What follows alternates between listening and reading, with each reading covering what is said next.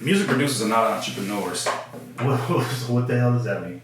Music producers are under the impression that they're entrepreneurs, but they're, in all actuality, like car salesmen from the 1950s. They use the same proven, not proven, but they use the same tired old marketing schemes of, do you like the music of Jay-Z? You haven't seen anything yet. This is how they're operating their type beat business. Their understanding of marketing in branding, they think all of them are synonymous. They don't know the difference between advertising and marketing. Mm-hmm. And because of them not being able to see the difference between that, there's a miscommunication between them and their desired consumer. Most of them, in fact, are too afraid to talk to rappers. I think most producers are afraid to talk to rappers, especially in the internet age. Okay, but you have like some history with, I mean, it's a big history with the type beat conversation. Sure. Right? And by no means am I saying this to be against type beats. No. I just kind of want to reference that because I feel like, I don't know, how do you feel about that whole topic? I'm going to make a statement and you tell me if it's correct. Sure. I think you helped change some of the thought process behind type beat. Absolutely. You get that. Right. Okay. So from that jump off point, do you think that the way producers were marketing themselves was from that type beat world where it was like set up your beats, get them online, and then people lease them, there was a lot of stuff that came out, right, and so it was more about trying to get off these beats, as many as possible, try to lease out as many as possible. Do you think that like producers not being entrepreneurs kind of comes from that, because it wasn't really set up? They weren't, and I don't think that, and to be fair to the producers, I don't think that originally when somebody made the decision as I want to be a producer, I want to be a beat maker, whatever you want to call it, I don't think they came in here understanding or having the prediction that they will become an entrepreneur one day. I think that was something they had to adjust to in order to be successful in this realm, because they realized, oh, this is a business, in the same way that the mom and pop pizza place down the street needs to have some kind of a plan to stay in business and head above water. This needs to be established for myself as a producer. I just think that when we did come into this space, there was many different people that came into this space and were trailblazers. For instance, like my buddy Epic. And it's funny because we had a conversation the other day, and one thing that he says is that he believes that rappers are the most difficult demographic to market to, because what are rappers into? If you think about it, what are rappers into? They're into fashion, they're into shoes, but it's the type of rapper, not even just the shine. I'm saying we have so many varying interests. Your local rapper could be the guy working at T-Mobile giving you a new iPhone, or the guy bagging your groceries, or it could be the guy selling you car insurance. Because of how many varying interests we have, how do you sit there and target a demographic on Instagram that is specifically to get to the rappers that you need to get to? And how are we to ensure that even when we do pinpoint into a type of rapper, that by using type beats, are we attracting rappers, or are we attracting producers who are nosy, who want to see what the competition is?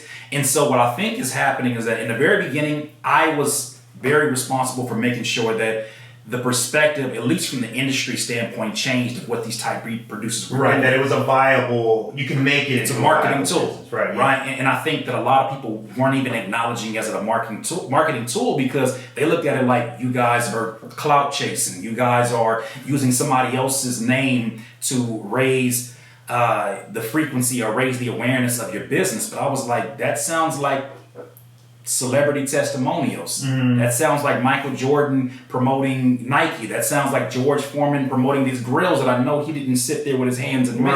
That sounds like business one-on-one. And so what I have come under the impression or the understanding is that because there's rules of hip hop and there's rules of business and there's rules of marketing, because these are all seen as separate worlds, it leaves a lot of producers confused as to, well, what do I do and what's okay? And in all actuality, here's how contradictory, especially because now it's the producer community is so large. Here's the contradictory thing is that music producers are by far the most emotional creatures on the earth. Why do you say that? I feel that because it is the very nature of our work to feel the music, right? To be kinesthetically in touch with the sounds on a level that most folks who don't have seen, they don't see sounds and I think that we as a culture, first of all, from a creative standpoint, must be to a certain degree sensitive creatures to be able to understand how sounds can have an effect on somebody, make them cry, make them happy. We must be sensitive to it. That's one fold of it. Mm-hmm. The other fold is that as a community, we react to anything that happens on the internet that involves a producer culture. Yeah. So if Russ, for instance, said the rapper Russ, he said the reason why music sounds the way it does on the internet, or not the internet, on the radio is because it comes down to producers producing the same beat. Mm-hmm. It comes to mediocre production. Everybody got mad. But the way that producers get mad, they don't realize that other people use them. Wait, do you agree by that? Do you agree with that? No. No, you don't agree. I believe this. I believe that producers are only allowed in environments to do what the artist is looking for. Because at the end of the day... So the artist dictates the market. The artist dictates the market. Yeah. Because with the artist, here's the thing about it. Until the producer has a bigger name than the artist, right? Because then we start having the Metro Boomins featuring or whatnot. But in the very beginning, it's the artist because that's where the money is being shelled in. There's sort of a totem pole system in which, especially in the industry, producers haven't always been, like, there hasn't always been the Sunny Digitals were in the forefront. Yeah. It was sort of like a cultural thing to know that, oh, Bangladesh did that beat. Oh, that was, unless you have somebody that's larger than life or an exception to the rule, like Pharrell from NERD or Timbaland or Ninth Wonder. These are people who are the exceptions to the rule. Now how it is that either one can be sort of dictated. But I think in general, with these producers that come in, they're 17, 18, 20, 22, 24, and they want to be heard, they're submitting their music off to these artists who have machines behind them. They have a label behind them. They have an A&R. They got tour managers. They got everybody who's having a say in the kind of music that they should be putting out. Because that is what it is, they're literally looking for the musical aesthetic to support whatever message is behind that team. Yeah. And so because so many of the sponsors are not saying, hey, we're not going to give you an endorsement deal with Nike because of the producer you worked with. It comes from, what is this song? What is the instrumental for Black and Yellow before Wiz Khalifa says Black and Yellow on that? So, do you think that producers, like, if you're trying to be a successful producer, which is, it's a loaded word, but, I mean, where's the value in being 100% original? Right. If the market is saying we want this certain feel, and granted, occasionally, right, every quarter we get this new, like the new sound, right. But we all know that's a rare spot. There's not a lot of those spots, being handed out. Absolutely. So if you're a producer and you're approaching the business and you're like, I want to make a career out of this, is there a part of you that has to accept that I'm providing? In some of it, I'm providing a service, right? I'm providing, I'm filling in this blank. You can't ignore the consumer. You can't ignore the person that is going to be ultimately looking at what you have as a product. How did you rectify that? So you were a very sensitive artist. I was, and right? Producer, We've had this conversation many times, and I had to peel myself from the inside out to realize just how sensitive it is. And then when you start to see that kind of sensitive talk, who it's aligned with, and you don't identify with the kind of rhetoric that comes with that for me shifted a lot of things for me. And so here's what I realized. Wait, unpack that. Okay. Who it was aligned with? That was loaded. What do you mean? So when I saw the internet culture, for instance, I'll give you an example. When I admitted that I pirated FL Studio and I made the announcement. That's a big one. It's a big one. Yeah. I didn't anticipate it being that big. In that situation, all I was thinking about is, I wanted to establish a relationship with Image Line because I saw that I was wrong. They gave me an opportunity to right my wrong. Mm-hmm. They didn't sue me. They didn't go where they could have went because it's all within their right. Right. They gave me an opportunity, and I wanted to use the most of that opportunity and show, look, I know that this kind of behavior can be labeled criminal activity, but I am not a criminal. Yeah. And so for me, it was like, this is since the beginning of my career as an artist, I have always been known as a guy that's going to say something that guys are not comfortable admitting. Mm-hmm. If it's being too vulnerable, I live with those vulnerable moments because I feel like in those vulnerable moments, that is when you connect with an audience, especially as an artist. And so in this moment, I was like, the part of my brain, I guess for usual people who are like, do you really want to do that and say that on camera? Because it's kind of incriminating and people may look at you as a hypocrite because you're teaching them how to do the right thing in their career. You're not even doing the right thing with the program that you're using. Right. That part of my brain just didn't register. Yeah. So I said, no, this is a moment for me to show what my personality is all about. This is aggressive separation from the herd of other people who are like, Image Line is the wrong ones. They're the bad guys. They shouldn't be trying to come. I'm promoting your company. Yeah. To me, that sounds like some head ass shit. Like, you're because I give you free promotion, I deserve a $300 program or $900 program for free. That's almost like somebody coming to my merch table back in my very active artist days and saying, man, I streamed all your music. I deserve a free shirt. Yeah. Don't get your ass away from the table. But that's the mentality that is agreed upon in certain subsections of the producer community. And I said, yeah, I was pirating, but that wasn't my mentality. Yeah. I don't rock with that. But when be careful when arguing with fools because from a distance, nobody knows who's who. Yeah. And so I looked at it from a wider angle and was like, that's who I'm aligned with. I need to continue to separate myself because even looking on a general search after I made that video, I heard like some of the most racist things. This is what black people are. Black people, they steal. Is this a surprise that he's black and he steal? And I was like, yo, no, we're not going to do that. Yeah. And so for me, I let that be an opportunity to really be a jump start to an entirely different approach. So I have not been giving you 1,000% of who I am. I have not been 1,000% authentic to who I am. Now that we got my dirty laundry out here, I'm going to call myself out and I feel comfortable saying whatever is on my mind. Because if I don't, I am cheapening what I can give an audience and I'm cheapening what interaction we have with one another. And so for me, going back to your original question, I had to step back and realize what are the lies that are surrounded around me. One of the lies was that I'm an entrepreneur. No, I'm a pretendpreneur. And this is me being honest with me. Because if I say this about the community, so many little hissy fits will go along the community and so many guys will get their panties twisted and I can't believe you saying that. But think about the nature of even producer anger on the internet. Producers get angry and share the very content they don't like. Right. Who does that benefit? Right. It benefits their ego, but it also helps. So let's go back to the Russ example. Russ had a video that dropped on Vlad TV where he talked about how producers are to blame for how mediocre music is. He knew what that was going to be, right? Yeah.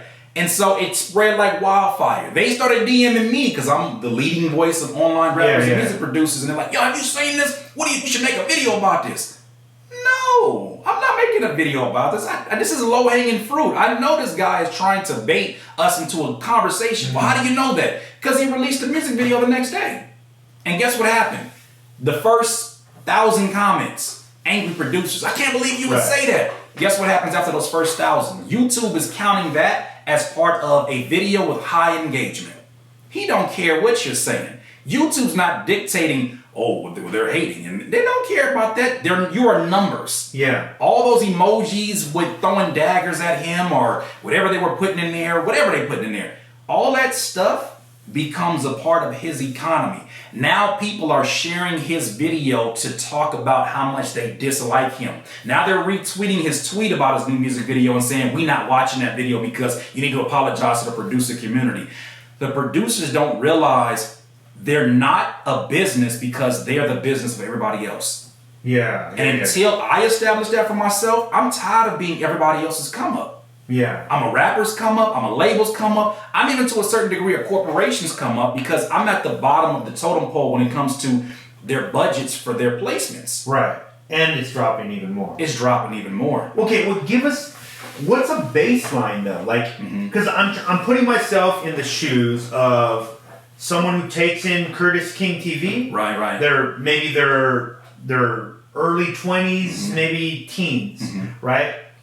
And because you're dealing with some like esoteric, big, like underlying, bigger messages here, right? Because I'm wondering, like, as you're talking, I'm like, as a producer, if you're a young producer, how do you prepare for a life where you're going to have to deal with some of these big issues, like how much of this is real? How much of this is marketing? How much of this, and can I rectify that with my, can I be okay with it that this is a thing that I make out of passion, but at a certain point, if I'm going to turn this into a living, is there, what's the illusion? Where's in order to recognize the illusion, which I think this is a more broader topic, in order to recognize the illusion, you have to recognize your own disillusion, your own delusion of the situation. And recognize a lot of the things we say are very delusional. Yeah. For instance, the idea that... So first and foremost, this is the funniest conversation because I've kind of gone back and forth on it before, and I've said about beat maker versus producer. And we've seen it many times defined like a producer is somebody who has their hands on the rack, they have their hands into there. A beat maker just starts the beat, sends it off, and a real producer finishes it. Right. And that is low-hanging fruit argument. And I say it's low-hanging fruit because at the top of that totem pole, while producers and music producers are fighting over who's valuable, there's a voice on the top of that saying neither of you are entrepreneurs. Neither of you are businessmen and businesswomen. Yeah. Well, what do you mean? I own a business. No, you have a name. I got a logo. Yes, you have an image that represents your business. Doesn't mean it's a logo, right? I have a brand. Really? What is your brand? Another word for brand is reputation. What is your reputation? Most producers can't tell you what exactly they do. Well, what if they one-up you and they go, okay, I have all those things, and I sell some beats occasionally online. Right.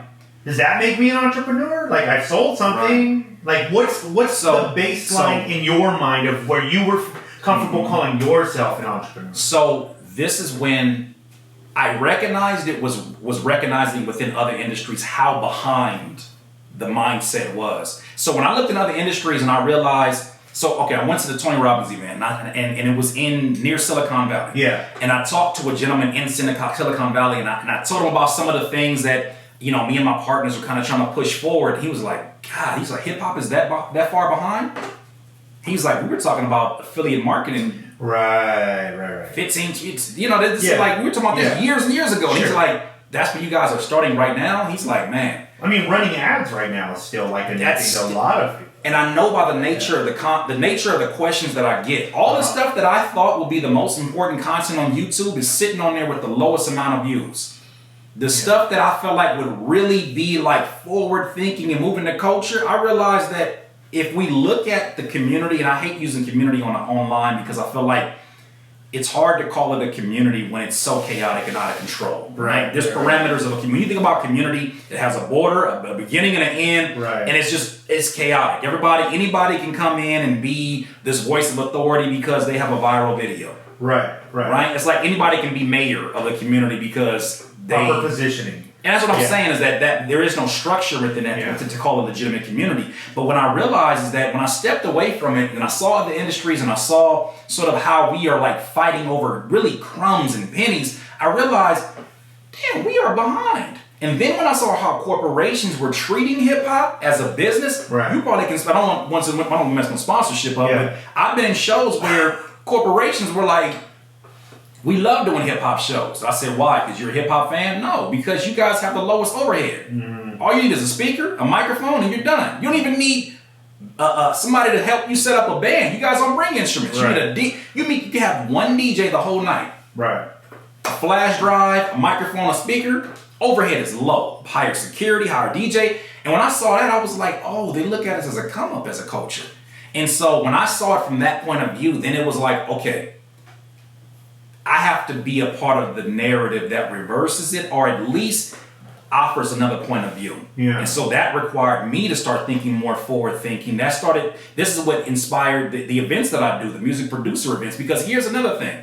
I would go to so many different music producer events and they would all be great for their own reasons, but I would look at the producers and I'd realize they got a look in their face like, I don't know what I learned. I'm happy to be here, but I don't know how to move the needle when I get back home. Right. Because I would ask them, I say, you're at this conference or whatever you're at, what you gonna do with this information? Man, yeah. I'm gonna take this energy back home, knock out a few beats. What?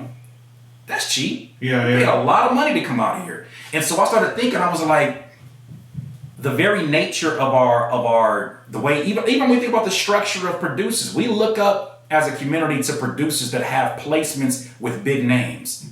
But guess what? That same opportunity is given to a producer who's been in the game for 10 years and a producer that's been in the game for 10 months. And now you're going to put a kid that just started making beats 4 months ago and got a major placement with so-and-so, and because it's a #1 record, you're going to ask me, I'm going to sit here and ask him about how to maneuver myself in an industry he's just figuring out. Yeah. That he kind of got pushed into.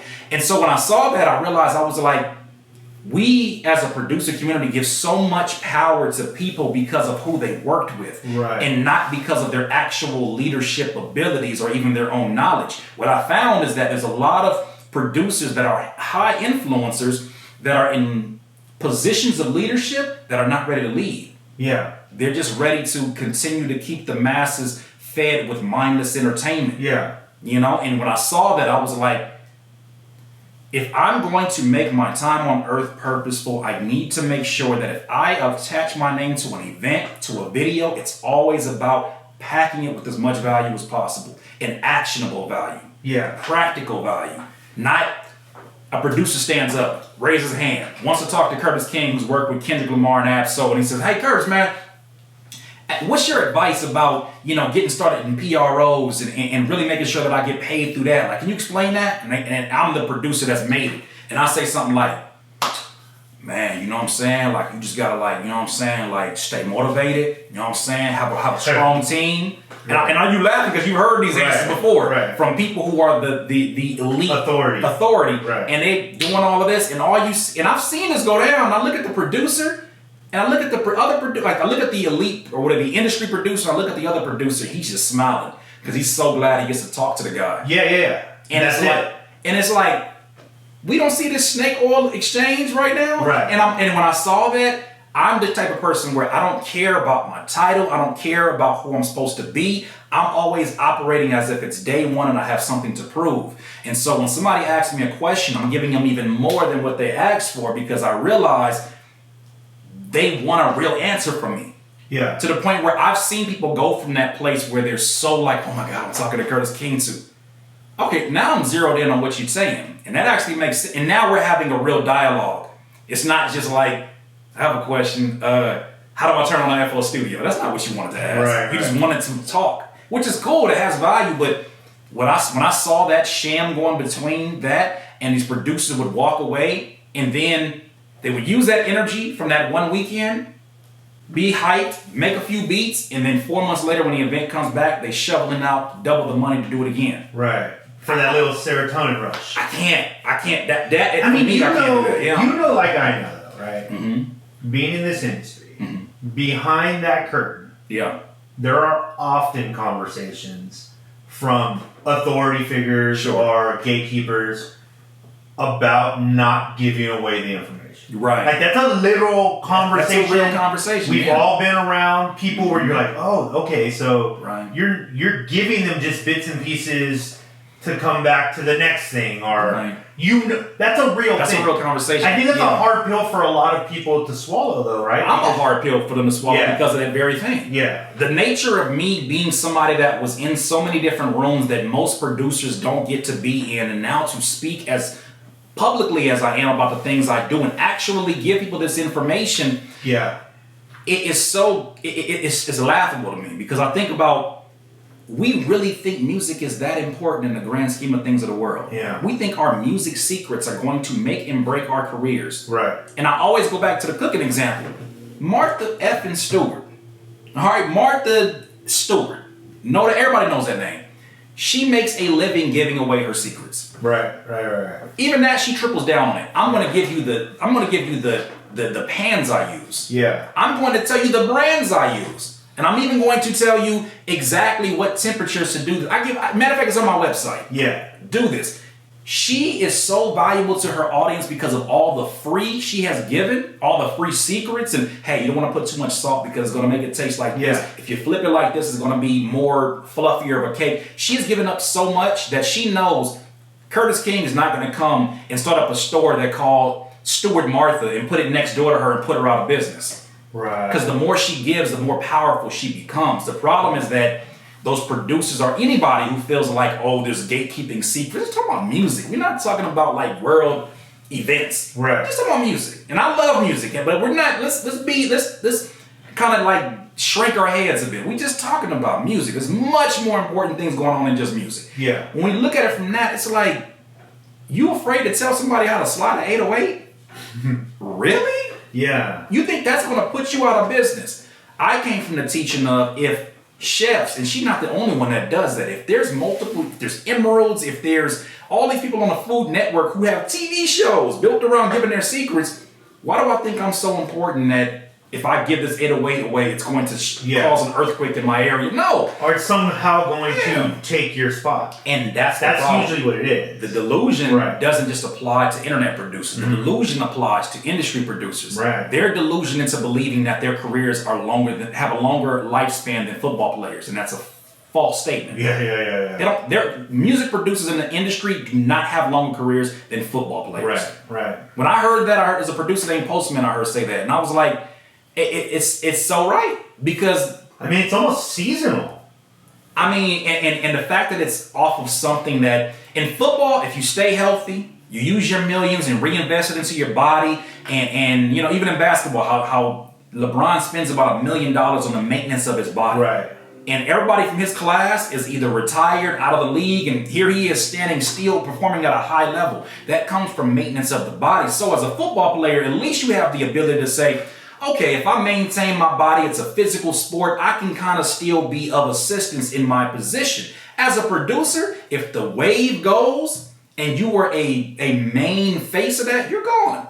How many producers that produce jerk music are around right now making soul samples? Yeah. Right? When you're in it, you better get as much as you can in this industry, because your lifespan is a lot shorter than a football player's lifespan in his career. So when I thought about that, I was like, this is why we need to have more voices that get rid of the old adage that the game is to be sold and not told. Like, I understand it, but it's a pimp's mentality. I'm not a pimp. I'm someone who saw value in the first person that said, you know what, I know nobody else is going to tell you about this, but let me at least give you some of the tools for you so you can find your way. Yeah. I see value you'll never forget the person that taught you how to ride a bike or how to tie your shoes. So when the equivalent to me, that was, these producers will never forget the guy that taught them how to open up their first email list, right? How to use etiquette when they go to a studio session. That wasn't taught to me. I had to go to a studio session like a fool before I realized, oh, don't do that again when you want another studio session. Yeah. So you're even talking about that stuff with the people that follow you. Like that's everything. Behavior. Because my thing is this, if you don't take care of, that's why mental health is such a topic that is something that I'm proud to say, is that I was the first one to aggressively speak about mental health as a music producer. There's videos dating back to when I was shooting videos on my iPhone, talking about the necessity of getting sunlight and how that can have an effect on your mood, and how you need to get that sunlight, even though the nature of our work is staying inside the studio, and that's what we do as producers. But my thing is this, what I've been telling producers for the last few years, if you are afraid to get in front of the camera, within less than a year, 2020, 2021, you will be irrelevant. Wow. There would be no necessity because Say that again. So if you as a music producer are still going to be a bedroom producer, a closet producer, if you are afraid to show your face, you will be irrelevant within less than a year or 2 years. And I don't say irrelevant in a sense that you can't make beats for yourself. I'm saying we never mean that. Right. What I'm saying, without thinking extreme, without getting sensitive, you will not rise above the ranks and be the guys that you look up to unless you, on some degree, are available to a camera and say, hey, I'm a little awkward with this, but I'm still going to do this anyways. Right. So I made this beat the other day, and this is my inspiration, and, tell me what you guys think. If you can at least do that, and right now that's where it's at. I'm starting to see producers' faces I've never seen before who hid behind a logo. What happens how about this? If corporations cannot no longer live behind a logo, and you see Wendy's, for instance, on Twitter acting ratchet and talking to people and all this, if they can't even hide behind a logo and that's $1 billion company, what you think is going to apply to us? And most of us are not making more than $10,000, $20,000, $30,000 a year. Yeah. What do you think that applies to that audience? We need to be doing a lot more than them.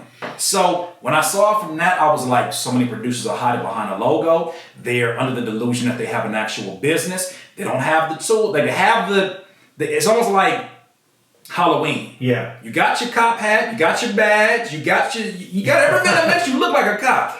But if you go inside the police department, right, you do not have a desk with your name on it. Right. And so this is why I was like, I gotta do something to where it's beyond the YouTube videos, which is what struck the idea of Curtis King TV. Now, the last time I did the music producer power event, which I'm so glad that we all collaborating on with Platform and Curtis King Brown. Glad we're collaborating. The last time I did this event, I did it with my buddy Busyworks, who was to me the only other person who really, really got that aspect of it. We are entrepreneurs, but we're not entrepreneurs because it's the next cool thing to call yourself in hip hop. We legitimately run this as entrepreneurs. We're looking at the numbers. We're not running ads without thinking about the metrics. A/B split testing is our default. That is not something that is innovative and it's so new. No, this is what you must do in order to see how this copy performs versus this copy, or this photo versus this video. And so when I had those conversations and I actually found myself learning from them, I was like, let's do an event. We got to do an event. We have to at least expose people, because I don't believe no longer in changing people as much as I believe in, we're not people changers, we're seed planters. I agree. Right? How many times have you been told something years and years ago and then it activated years and years later? Yeah. So in these events, it gives me the opportunity to say, this ain't a YouTube video. That's only 10 to 15 minutes. That's not going to change your life. Right. It may change your mood, it may change your perspective, but eventually, if you don't put it into action, you're going to go back to your old habits. Being immersed in an event where you're, first of all, around other people who want to be productive. The internet is not that. Everybody doesn't want to be productive. Some people are there literally because they don't know what to do with their lives. And instead of doing something with their lives, they'd rather criticize other people who are doing something with their lives. Yeah. When I saw that, I was like, you know what? I need to see these folks because the energy is different. Yeah. And when I had the first event and I'm saw a producer who's now part of my community, Adelanto Music, he flew from the Bay Area down here to Orange County. Yeah. To come to this event. He's flying down again for the San Diego event. Let me ask you something. Let me stop you right there. Mm-hmm. How does is that pressure for you? No. When you know this kid is coming from. I get excited. Chris, and somebody asked me the other day, because I was 2 seconds from deleting all my social media. I'm crazy. I'm a little crazy. Yeah. I'm the same person that stopped selling my beats. I'm the same person but I get excited by. Left YouTube when you're killing it? I already left YouTube. Yeah, that's what I'm saying. Yeah, left YouTube. While you were killing it. While I was killing it. Well, most folks would be like, you're crazy. Right. Left rap when I was top 25 hip-hop albums on Hip Hop DX. I operate from that place. The bottom doesn't scare me. Failing, I get excited by failure because it lets me know that these are the things that are separating me from the people that I look up to, right? The Les Browns, the Tony Robbins, the Bezos, all these folks that I'm looking at that have failed more than me. Right. These are the lessons they're telling me. Here's what I failed at. The Warren Buffetts, I'm reading their failures and realizing, oh, with each failure, that's another step up. If I want to look at it like that, I'm failing forward, as John C. Maxwell said, I'm failing forward. So when I see failure now, like when everybody else is like, bro, without your YouTube, how you gonna make money? Somebody said, how you gonna support your family when beats are your number one stream of income? And I'm like, you know that much about my income? Yeah. So you know what I'll do? I will show you that I know what the hell I'm doing. And that was something I think that I had to believe first for myself. Right. And I think anybody who has self-doubt realizes like that's the first biggest obstacle, is realizing like, do I know what the hell I'm talking about? I've had enough evidence over the years that support when I make a drastic decision, it's already been inside, it's been filtered to my brain. And so I was like 3 seconds. Maybe that's where it's good to have mentors and a wife that gives a damn about you. Yeah. What stopped you? My wife and talking to my mentor Epic, he was like, I know. He's like, he had to understand it. He was like, you're gonna delete the very place that you're building a community from. You're funneling people from your Instagram and your YouTube into your community. But I'm like, bro, I forget to promote sometimes because of how much time I'm in there. Because you're talking to your community. I'm talking to community. Yeah. I'm not on the outside trying to convince anybody of what's going on in here. Yeah. They're the evidence. Mm. They're out here killing it. And I'm following them on social media. But then I realize, I'm like, look at my phone, look at my screen time. I'm like, shit, 5-6 hours. I could have did something else with that. That could have been something entirely different.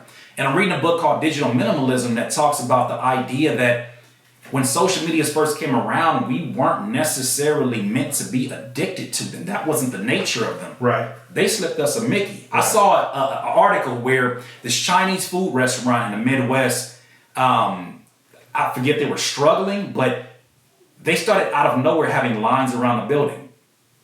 The police went and investigated and found out they were putting cocaine in the food. Now, for the people out there sweating and feeding for some chow mein and fried rice, didn't nobody tell them there was no cocaine in it. They just thought they were craving food and they were eating food. That's what happened with the social media, is that nobody knew they were getting slipped the Mickey. Right. And so all of us now that we're in it, we're like, okay, I'm already addicted now. How do I kind of detox myself from it? This book says that, and it's like, cool. First step is 30 days of a digital declutter. So this is what everything that I've been doing. Anytime that I'm on Instagram, I'm not checking the timeline no more. I can't do it no. I don't want to do it no more. I don't want to see what I don't want to see cat videos and things that have nothing to do with my overall goal, because I know if I waste time here, when I get to my 40s and 50s, I have nobody to blame but myself if I'm not at where I want to be. Yeah. And so I was ready to just unload off all of it and say, we're already growing by word of mouth. I forget to promote it. Yeah. What would be the difference if I let it go? It might even be stronger, because it's like, I can't find Curtis nowhere. Where is he at? Yeah. Curtis King TV. So that was my mindset. But my mentor, my partner, business partner, pulled me back and was like, he's like, yeah, I feel you, but there's another way to do that on the back end. So where you're still at least showing up in the form of ads. And that's where I have to make sure that, they say entrepreneurship is jumping out of a plane and or jumping off of a mountain and figuring out how to build a plane on the way down. I think I'm really into that jumping off of the mountain part. And I think that can be to my own detriment, because one day I will take an L that I will regret. But I just tell you, the last few things that I have done have simplified my life, simplified my business, my approach, and I trust my instinct with it. And so when I thought about that, I was just like, this is part of the reason why I am not leveling up as an entrepreneur, because I'm worried too much about using the tools of an influencer to look like an entrepreneur. Yeah. Right? Am I sharing this information to help people? Or am I sharing this so that they align me as one of the leading voices of this content? And that tug and pull made me say, I don't care about what people care what they align me with. I am who I am. And so what's important is to make sure that I give so much value in my events. I give so much value in my community that the megaphone of word of mouth is undeniable. I don't care about begging for attention. I want to make the noise so loud inside the building it's hard to ignore. And that's always that for the majority of my career has been the point of view. So let me ask you this: if you're someone who's discovered the world of Curtis King Beats, and they come for the first time. Mm-hmm. Give me 2 scenarios. One, on how they could join this community incorrectly. Right. Where they're not going to get You've seen that before already. Right? I'm sure you have. Yeah. And then give me one where that like a top thing that they have to have if they're going to get something out of it. So the wrong way to approach the community, and I think even the wrong way to approach the events, it's funny how much they coincide. But with the community, the same thing happened at an event one time where somebody came in with the know-it-all energy. They came in with I already know all this stuff, and I'm looking for the secrets. Gotcha. Going back to the whole secret thing, and it's like because they believe that it exists. Right. When they don't realize that the secrets are not the secrets will not solve your problems. Right. Whatever you think is a secret, you're gonna get a spike of dopamine. You're gonna do it. You're gonna see yourself do that. It's still not gonna change the bigger problem in thinking that you need the secret to succeed. Right. The secret is, here's the secret. The secret is if I give you the secret, 95% of people will not execute it or even know how to execute it. Right. That's the secret. I can give it, put it right on the table, put it right on your plate. You won't know what you're eating. Facts. And so when I realized that, I was like, okay, forget it. So then we have to change that. So the mistake is going in there as a know-it-all, going there looking for the secret sauce, and then also going in there with the energy of, I seen you change other people, not change me. Well, no, there's a process to this. There's a process to this, right? So if you, first of all, we gotta let you talk and let the ego get very quiet. Right. Because the ego says, oh, you Mr. Miracle Worker, show me what you're doing. Yeah. That's the ego talking. Yeah. I need to understand questions like in my group, we asked 5 questions. Before we ever, wrote a song, before we do any of this stuff, before we make a beat, what are 5 ways that your music helps people? Seems like a very easy question to answer, but when you ask that question aligns you as close to your purpose as a musician as you will ever be. Yeah. Because if you go to 5 people, and 5 ways your music helps people. Wow. Because in all actuality, that's the DNA of a business. And I had a marketing teacher, brilliant marketing teacher, Dennis Morgan, that told me, he said, don't get into business if you don't feel like it's going to genuinely help people. Yeah. Because it will change everything from your advertisements to the way you treat your employees to the way you treat your customers. If you do not believe your product is going to help people, do not get into that business. Or don't start that business. And so coming from that point of view, I think about the community, and I think about these are all tools that are genuinely helping people. And so when I have somebody come in there and they all, I need a secret, and they're coming in hot, I can't help you. But if you answer the questions, what are the 5 ways your music helps people? And here's a misconception. Most rappers and producers will say things like, well, the 5 ways I want my music to help people? No, that's not what I'm asking.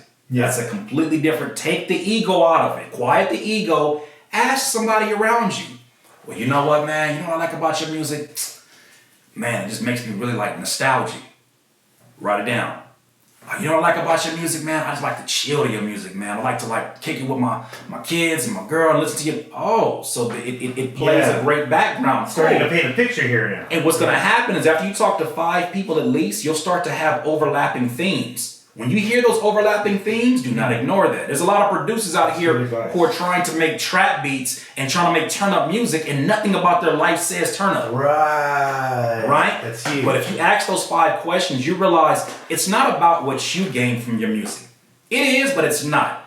When you make music, it is for you. But when you share music, it is no longer for you. Right. That's a big one. Say that again. When you make music, it is for you. Yeah. When you share music, you are now at the service of the people that are engaging with that. I didn't realize that. A lot of times I was like, so focused on me and my art form. I gotta say these words. I gotta tell this story in excruciating detail. And then it would get to people and they were like, who's Carl? Yeah. You know what I'm saying? Who why does it? It was only for you. It was for me, right? So I had to make sure that I spoke in terms, and something I tell the writers in my group is that make sure as a writer you're always paying attention to your camera angles.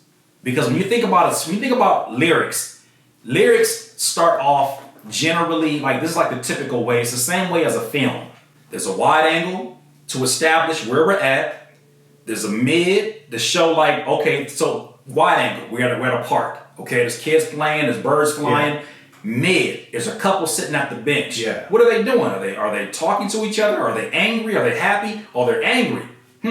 Now we get some dialogue, a little bit of a mid to close up, and they're saying something along the lines of, I can't believe you would do that. I never thought you would do me like that. And it's like, man, are you still talking about that? Back and forth. That is the way a verse happens. Yeah. I'm coming from the 21st century, doing something mean to it, doing something. 21st century is a very wide angle. Right. I'm doing something mean to it as a mid to close up. That's your establishing shot. And that's what I'm saying. That kind of dialogue just doesn't exist on the outside. And so when we do stuff like that, I don't know if I've ever heard that used. In that perspective? Yeah. Every song does it. Wow. And I had a artist today who came in and joined for the first time, and he was like, "Man, I didn't really want to join a group because I thought it was going to be like trying to make me into a mainstream artist." And he's an experimental artist. Yeah. We walked him through this. He was like, "I have a better understanding of who I'm writing to and why certain things doesn't connect with people." Wow. Because sometimes, think about a pop song. Pop songs speak in all wide angles. Right? They're meant to be broad. Right? And so that's why the audience is broad. They'll say something like, "It's a party here. Get your drinks. We're taking shots. Nobody thinks. I'm wearing mink. You're wearing mink. I'm wearing." It's all wide angle, right? And it's like, and that's why people have such a shallow relationship with pop songs. It's in the moment. Yeah. So the next one comes. Yeah. Right? So then I think about that from the aspect of producers and rappers. If you know 5 ways your music helps people, I'm not trying to think of a misconception with me. I'm not trying to give these creatives tools to be successful in just this year. I'm setting you up for longevity. Yeah. I don't want you to have ordinary success. I want you to have extraordinary success. And also, I don't want you to become somebody else. I want you to unlock that vision of that person that you see yourself ultimately being. It's a huge difference. Right. And so with these events, I'll give you an example. There was a guy, so the right way to come into the community, the second part of that, the right way, come in with the idea of, I have an idea of what I'm doing, but I don't have all the answers. Right. I'm open to not just hearing Curtis's perspective, but people all over the world. If I treat this as the world mastermind that it is for creatives, I will walk out of here with 6 options of things to do. And then on top of that, if I go out into the world and I actually execute upon my ideas and I fail, I got something that feels like a family that I can come back to and I'll be like, cool, well, let's recalibrate it and try it again. Yeah. There was a guy who came into the community and at first he wouldn't talk. He was kind of really quiet and whatnot. And then he finally talked and he was like, I wasn't going to share this, but I have this idea of doing like motivational YouTube videos over lo-fi beats. And he's like, what do you guys think of that? And I was like, that's brilliant. I said, you should do it. He's like, I don't even know what that looks like. And so we're literally running and throwing ideas back and forth. Wow. And by the end of that, he's like, oh my God, like I have to launch this. It's like a built-in think tank. When you go there, you have your own think tank. And I got that from Steve Jobs. I got that from seeing, especially during that period where he was sort of in that developing next and he was ousted from Apple and he was kind of in his own world. A lot of thinking happened. And for me, a lot of thinking happened when I finally got some silence in my life. When it wasn't all the noise of, oh, why you quitting rap? Why you doing this? And why you type beating? When I just stopped. And I think that's part of where my environment gives me right now. And even my family dynamic gives me that is that when I had time to think, I realized how many of people around me weren't thinking or even had the flexibility to because they're so hyper focused on so many different stimulants. Right. And so when I sat back, I looked at it and I was like, it's typically the opposite of what you're trying to accomplish that is the solution to the problem that you have. Yeah. So for instance, if I have a problem of when I'm promoting, people are not connecting with me because the content that I'm into, they're not into. There's the problem. You're too me. Yeah. So how do you turn that me into them? Right. Typically, the answer is sitting somewhere within the opposite of what it is. If whatever you're obsessing over, it's an imbalance. And so that is the game that but that's literally like the engagement that I have had in his environments. I had a guy that came in there, he was like, all this information sounds good, but I don't know how that applies to me as a producer that makes really somber music. I don't make trap. I don't make hip hop like you guys make. Yeah. I make somber music. I said, what kind of event in life or what scene in a movie would your music be perfect for? And he said, probably like somebody breaking up with their girl. And I looked at him, I was like, here's where the mental health comes in. I'm like, oh. So now you're telling me your story. I'm not digging into that. It's not my business, but now I see it's your story. So then I said, typically, what do you do when you're going through a heartbreak? He said, I don't know, like I make like a playlist. I said, interesting. So what if you made a Spotify playlist, which is going to perform well from an SEO standpoint by saying music for the heartbroken. Yeah, music to break up by. Music to break up by. But then pick as many of your favorite songs and then at the same time slide your music in the middle of that. Yeah. You may become a high-profile Spotify playlist from manufacturing it that way. Right. So instead, he was like, nobody's going to understand my music, yada, yada. Well, go to the place where they're at. Yeah. When you're heartbroken, many people do go to music. Well, in what way do we go to music in this generation? We go to playlists, we play our music. We look for stuff that literally is a representation of the moment we're having. I told him that, he was like, oh, bad. That's all I had to hear. But most of the answers I'm getting are from what they're telling me about themselves. That's why that question, what are 5 ways your music helps people, is so important. And when people ask the right question, we've sat in an environment and launched 6-month campaigns, marketing-wise, for people's whole Instagram, right? So somebody established their music is nostalgic. They established that their music is relaxing. They established their music makes people think about yesterday. So now her entire Instagram is like all Polaroid pictures, but it's video playing within the Polaroid pictures of nostalgic things. Now on Instagram, she's not making Instagram content. She has a photo showing a copy of why these roller skates are so important to her. Because here's the thing about it. Anybody who relates to that story or even to that nostalgia probably is a lot more open to the music that is the soundtrack of that. Can I tell you what I enjoy about that example the most? Mm-hmm. I feel like in the industry, a lot of the things that I'll come up against with younger artists or people trying to get into the industry, right, is that somehow marketing myself is less creative.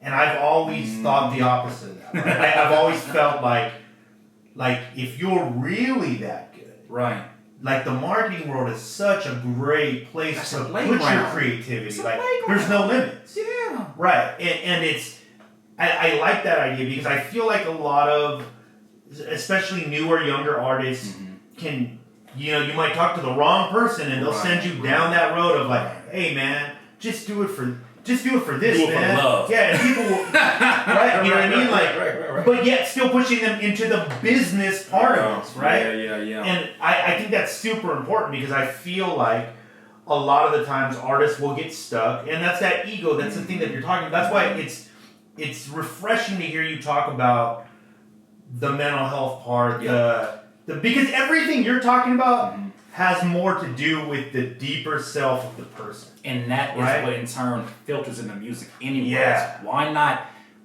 instead of trying to figure out a way to filter the bathwater, why don't we filter the actual faucet it's coming out of first? Yeah. That's where the water is. What's happening is that most of these producers are sitting in the dirty bath water and figuring out, well, how do we make the most out of this situation? Right. Well, if you let it drain out and then start from scratch and then let it fill, it's going to be a lot easier to do that. And so that's all that I'm trying to present is that I'm not some like I like the content from the Gary V's. I'm not trying to be the Gary V's. What I'm trying to do is make folks realize that I'm not giving you any answers. I'm unlocking things by asking smarter questions. Yeah. And if you can see me do it enough with you, you'll start to do it for yourself. Right. Because somebody else had to do it for me. They were like, are you really... how about this? Is music production, is beat selling really dead? Or are you just in a really bad spot right now? Right. And so most folks are not self-aware like that because most folks can't... solitude is such a lost art. People look down upon solitude. What are you, some kind of loser? Solitude was so important. I learned that from that book, Digital Minimalism. Solitude was so important that Abraham Lincoln, when he was president, Abraham Lincoln had a cottage that he used to ride on horseback to go from the White House down there. Yeah. And when he went to the cottage, he usually had security. I didn't know the man got shot at a few times on horseback because he had to travel by horseback and he had enemies. And he got shot at a few times just to go to his peaceful place. Yeah. Right? That's how important he valued it that much. He valued the peace, and also, too, there's not the constant people who are wanting something from him. They said when he got elected, he didn't have time to like sit and celebrate. People were already ready looking for a job. And so he had his cottage, he had his place, and he had his spot to think about a lot of the most important decisions and ideas in American history that he would not have delivered without that kind of solitude. So you have a production community. Yeah. And you're telling people, sit with yourself and think. I know they don't. Isn't that such a novel idea? No, it's like, really? I have to tell you, but we do, because I think about the biggest disillusion that people have with social media is that they believe that they're users when they're actually the product. Gotcha. Yep. Right? I see that. And so when I recognize, damn it, I don't have a business on social media. I'm social media's business. That's why it says Instagram.com/Curtis King. It doesn't say Curtis King .Instagram. No, I am their business. So when I saw that, and it's not a groundbreaking idea, when I saw that, it was like somewhat of a light bulb moment where it's like, okay, I need to control my relationship with this now. And so when I dip my feet, I go in, I put my content up, I fall back. I go back only to filter some stuff, respond to some people, but I'm not hanging out there. Right. Because I know hanging out there is like the equivalent of the TV show Walking Dead, where if you leave this community, this station, there's zombies out there. You gotta be careful. And if you end up getting in a conversation, you told me one of the most brilliant things, Curtis, you cannot, like, I understand you want to be witty with trolls, but you cannot scale. Right. You cannot scale that. And it's not possible. It's not possible. And so when I started to really digest words like that and I appreciate those words, I sit back and I say, okay, so then I got to change my relationship with this whole environment. And so this is why I'm more so like, I could easily be one of these guys that have 1 million subscribers on YouTube. That would satisfy my ego. Right. But what would make me happy and fulfilled is not only to say some nice words and inspire some nice thoughts, to see some action, to see that I have an effect on the way that somebody is now maneuvering within their social platform. That is huge. It's huge. And it's not for some people, it's not. Right. For some people are like, so what? Like, bro, like they only got 200 followers. I don't care. Yeah. Something lit off, because what happens is that these are not just tools to be a better producer and a better rapper. Right. These are tools to, first of all, unlock a better human being, and also these are tools that you can take to another industry. Right. If you learn how to market yourself here, what's stopping you from marketing the laundromat down the street that's having a failed business? Yeah. So that's all I want to do is really with these events, with with the content that I do, I want to make sure that I have an opportunity to at least expose folks to it. And like I said, I'm not a people changer. I'm a seed planter. So if I plant these seeds, maybe it's not meant for it to be activated right now. But maybe in 2 years, it may be the very thing you needed because it happened to me. Yeah. Right? Yeah, so, and it's been, I can tell you this, man, it's been amazing to... Because here's something that a lot of people, it's impossible for them to know through the screen, right? It's why it's so important to go to these events and like meet you face to face. It says full right here? Does it say full? Does it? Yeah, right there says full. Okay. Cool, might be. Yeah, well, listen, as long as we got this one. Mine is going, battery's going down. Can we just wrap? We can start wrapping up. Yeah, I think we got more than enough time. I think we got a lot. Yeah, now we're just having a conversation at this point. You good? It's blinking, so just... Yeah, let's go. Yeah. I think we're good. Do it. But yeah, so July 27th, that's why it's important. I want to get folks in there, the right people. I don't want folks who don't see themselves as entrepreneurs or want to be entrepreneurs. I think it's important that, and that's why I want to do it in San Diego. San Diego is like a hub of entrepreneurship. Right. I've seen it grown in so many different places.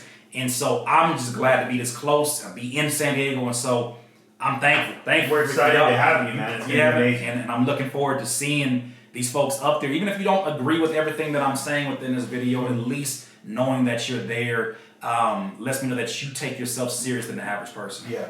Amazing, dude. Thank you so much. Thank you. Awesome. There it is. Good?